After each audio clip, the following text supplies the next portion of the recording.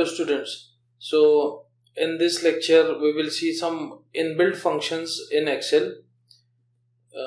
There are quite mathematical functions and logical functions which we are going to look into.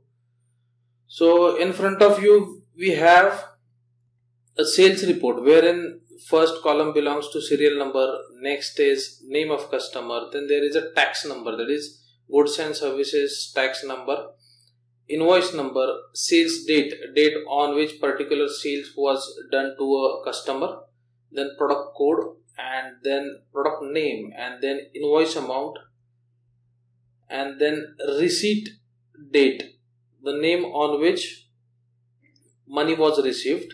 Next is credit period, amount received, and balance. So this is data for April, May and June, that is for first quarter. Now we will see some inbuilt functions. Now in your sheet, I have given this sheet to you. I have already written the formulas, and there is a vacant section over here where you are supposed to write the formula. So I will write the formulas here and you are supposed to do it. So first is total. Total means sum. We want the sum of sales for April, May and June. So whenever we start writing a formula, first it starts with equal to, then we write sum. A list of functions will get pop up when you write the sum over here. We want to select a particular function, so you can go by up arrow or down arrow to select. We go on sum and then we press tab key. Remember, tab key we are using, and then we move on to our range of data. So first we want sum for month of April. So this column invoice amount is invoice amount means the sales done to a particular customer. So for selecting data for April, we press shift key, and then by using downward arrow key we select the data for April. Now I press comma, then I go to May,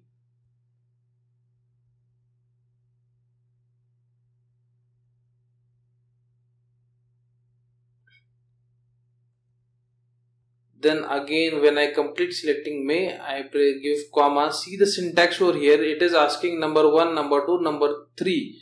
This number also represents range for a data. So next range is for June, so I select the June, and so I have completed selecting my range and bracket complete, and I press enter. So I get the total of a sum of invoices for April, May and June. This is the sum function. Next we will do is average. So average function will give the average of the data values, average of the values of the data which we select. So again in same fashion, equal to, now this time we select average. So we go on average. Again I am repeating, I press a tab key, and then I next go on to select my range. Again we want the data for sales itself, that is invoice amount. So I press shift and down arrow key to do the selection, comma, then again I come over here, I select the data for May,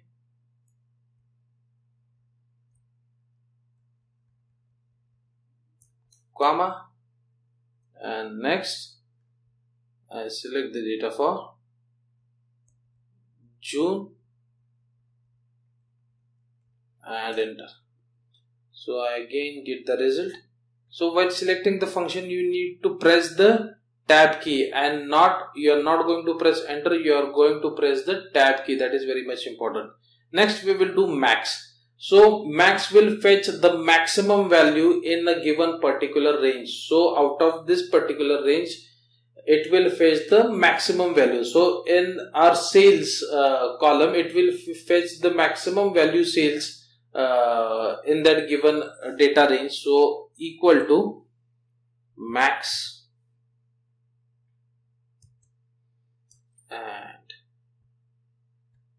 again I go to same. So this is my data range, comma. So this is for June, comma, and this is for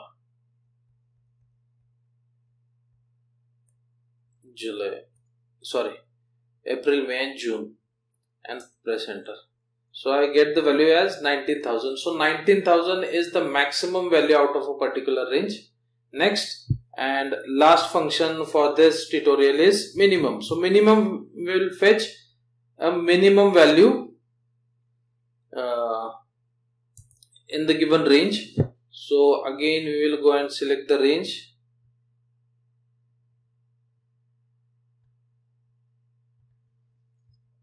So this is my April. Next is my May, and then next is my June. Press enter. So min will give you the minimum. So 5,000 is the minimum value of an invoice in a given particular range. So this is our tutorial for total, average, max and min. In next tutorial we will see count, round, normal rounding, round up and round down. So keep on watching and keep on learning advanced Excel. Thank you.